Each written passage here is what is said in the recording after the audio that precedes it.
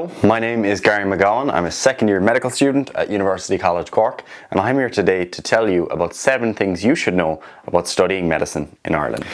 So first things first, number 1, the first thing you want to be aware of is graduate versus direct entry medicine, okay? Personally, I'm a graduate entry student. What that means is that I've done a degree previously, and as a result the course is a bit shorter, okay? So everyone in my course will be doing a 4-year course, graduate entry medicine or GEM, and as a result it's 1 year shorter than the direct entry medicine course. The direct entry students will do a 5-year course, and they come in after doing their Leaving Cert exams. So you do your Leaving Cert, then you do what's called the HPAT exam, which is different to the graduate entry exam, which is the GAMSAT, okay? So the GAMSAT is the exam that you sit if you're doing graduate entry. That's what I would have done, and that involves a number of different elements, including science knowledge, so there is a little bit of the sciences that are required there, but also things like reading comprehension and your ability to read a passage, take out the key points of information, be able to reason well with that information, and also things like essay writing, so being able to write about topics related to politics and society even, as well as, you know, philosophy or psychology. There's different types of essays that come up in the GAMSAT. So as a result, the GAMSAT rewards a broad range of personal abilities, and as a result there's a broad range of people that end up getting into medicine, because you can have different strengths, different weaknesses, and still get into the graduate entry program. For the direct entry program, you come in via the HPAT, which is more of an aptitude test, so there's a little bit more of an aptitude element to it. I haven't sat it myself, so I won't give you personal advice related to it. But that's the DEM and the GEM, direct and graduate entry. 4 years for graduate entry, 5 years for direct entry, and obviously different ages between the two as a result. Secondly, I'm a doctor, okay? The reason I say that is because one of the things you might think is that, you know, once you study medicine, once you get into medical school, that at the end of it, you're just this genius doctor that knows everything about health and everything about disease. This isn't the reality. The reality is that medical school sort of gives you a base from which you have to try and work your way forward, okay? So you come out of studying medicine, particularly where I'm at the moment, kind of halfway through the degree. I'm very much at that base of, you know, having all of these different subjects that are kind of taught independently. They link together a bit, but it doesn't really tell you how you're going to be able to actually manage a patient when you're working with them in the real world, in a hospital, in a GP practice, etc. Okay? As you progress towards the end of the degree, it does become more applied, but still, once you get out, you're at the bottom of the chain. So as an intern, when you graduate, there's still so much learning to be done, so much expertise to be gained, and as a result, there might be a difference between what you perceive your knowledge level to be in first year, in second year, in third year, in fourth year, or fifth year, and when you actually go out into the real world, okay? So generally, if you're studying medicine, family and friends might think, oh, they're basically a doctor, I'm going to ask them medical questions, and you might think that yourself before you start studying medicine, but when you get into studying medicine, you begin to realize, wow, I know nothing, there's so much to know, and realistically I'm not going to know everything until I'm 20, 30, 40 years down the line. So it's a never-ending path, and while of course you gain lots of valuable knowledge, lots of valuable skills, it really is a never-ending path. So don't fall into the trap of thinking that, you know, once you're in, you've done your physiology and your anatomy, that now you're ready to be a doctor, because it's a bit more complicated than that.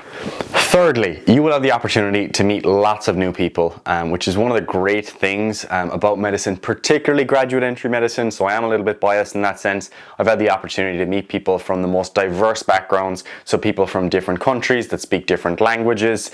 Most of our class aren't even Irish, despite the fact that I study in Ireland, so our class is predominantly Canadian, if I recall correctly.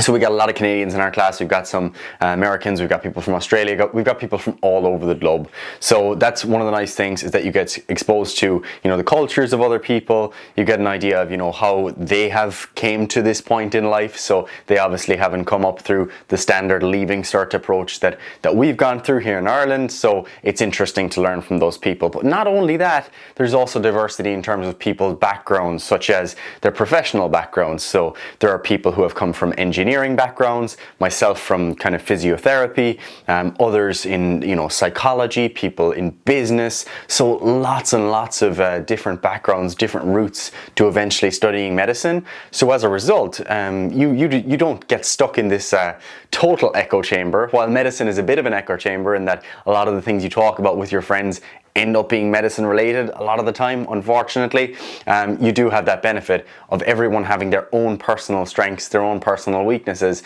and as a result that gives you an opportunity to grow, which is of course beneficial.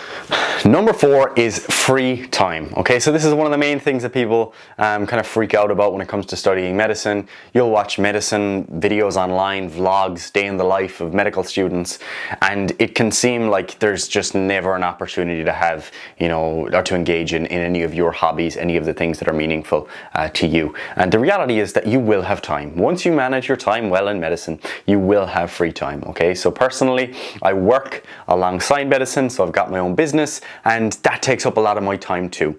And by managing my time well personally through my medical studies, I'm able to afford time to invest in things related to my own work, but also other hobbies such as, you know, training, for example. So you do have time, you will have time, provided you manage your time well. So don't be, you know, scared of studying medicine just because of the time investment, because it's manageable once you put in the work, but you do have to put in the work. So there is a big time investment. It's certainly more time intensive than a lot of other courses that you will have done.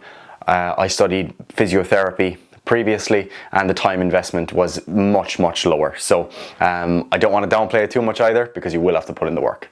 Number 5, there are differences between universities. Okay, while we are talking about studying medicine in Ireland, there are differences between the different areas that you could study. Okay, so for example, I study in University College Cork, and the way our course is structured is, you know, we have more lectures early on that are dedicated to specific subjects. We have a little bit of small group learning, but if we were to compare that to somewhere like the University of Limerick, UL, they do a lot more of that small group learning and that problem-based learning type of approach. So there are differences between the course structures. Obviously there's differences in terms of location, in terms of your own preference. For example, if you live in Dublin, you're going to have higher rent than you will in Cork or Limerick, but you know, it depends on where you're coming from, what you're used to. Do you want to live in a bigger city or a smaller city? Do you want a campus that's very central in the city or further away? They're all things that depend on your own personal preference, but it is worth being aware that there are differences between specific course structures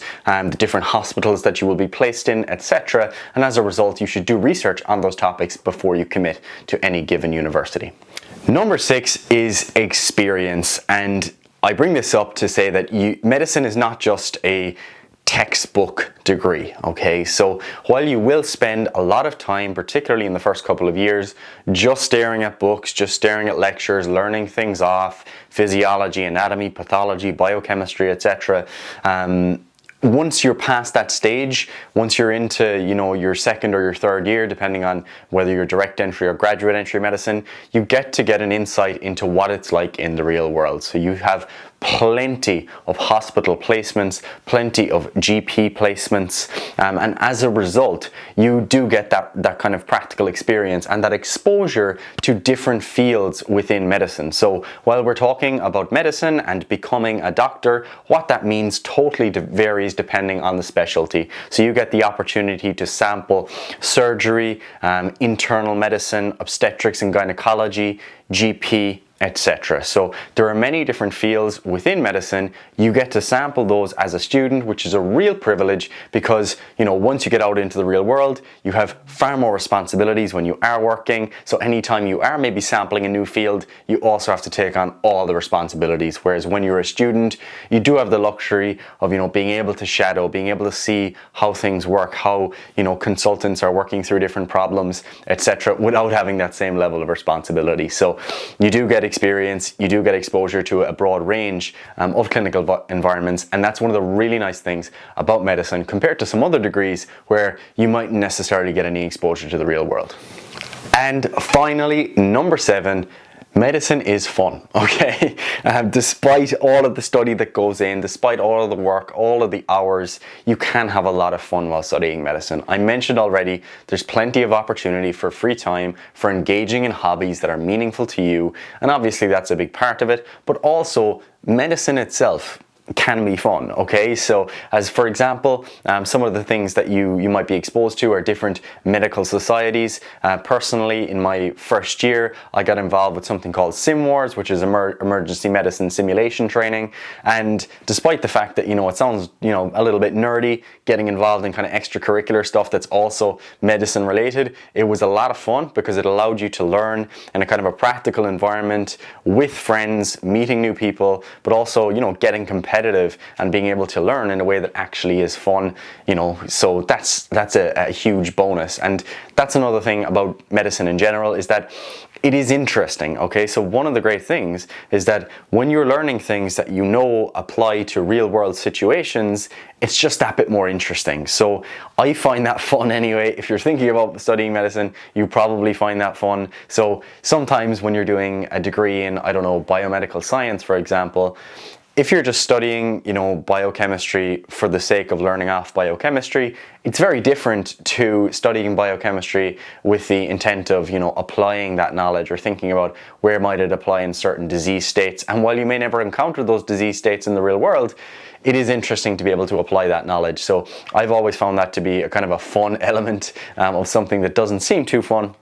But also there's just fun involved in, being exposed to new people, being in college with people who are all motivated towards a certain goal. So that is one of the great things about graduate entry medicine in particular, is that everyone has kind of been through the process of college previously. Everyone has decided very consciously that this is what I want to do. I want to go into medicine. People aren't just doing it for the sake of it. So as a result, you're all kind of dedicated enough towards the process of becoming a doctor and that goal of becoming a doctor, and there's something that's pretty fun about that too. So that's it from me. They are the 7 things that I think are worth knowing before you begin studying medicine in Ireland. Of course, depending on where you're coming from, there are many other things you might want to be aware of, such as the process after graduating from medicine. I haven't done that yet, so I wouldn't be the best person to discuss that, but maybe it might be a topic for future videos. Other things you might want to be aware of are what it's like to live in Ireland, for example, if you are coming from abroad.